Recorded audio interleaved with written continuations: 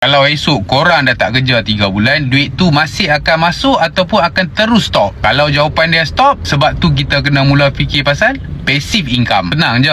Active income, kita kerja, kita dapat duit. Passive income ni pula, kita bina sesuatu yang boleh terus hasilkan duit kita tanpa kita kena bekerja setiap masa. Tapi jangan salah faham, passive income tu bukan kita duduk rumah goyang kaki duit turun daripada langit. Awal-awal tetap kena ada effort, kena ada masa, kena ada skill ataupun kena ada modal. Contoh senang, kalau ada duit lebih, boleh invest dalam dividen, stok ataupun REIT. Ada rumah, rental tu boleh dijadikan sebagai income. Kalau ada skill, boleh try buat courses, boleh buat digital product, template ataupun e-book. Kalau jenis ada bisnes kecil-kecilan, bina sistem dan tim supaya bisnes masih boleh jalan walaupun kita tak ada kat situ setiap masa. Jangan terus fikir passive income ni boleh generate RM100,000 sebulan. Start kecil-kecil pun masih lagi okey. Contoh RM100 sebulan dah boleh bayar phone bill kita. RM500 sebulan dah boleh cover utilities bills kita. And kalau RM1,000 dah boleh cover groceries rumah kita. Buat satu-satu dulu. Buat kecil-kecilan dulu. Target pertama bukan berhenti kerja terus. Target pertama biar income selain gaji dah mula bayar sebahagian daripada bil kita. Sebab kalau hidup kita bergantung 100%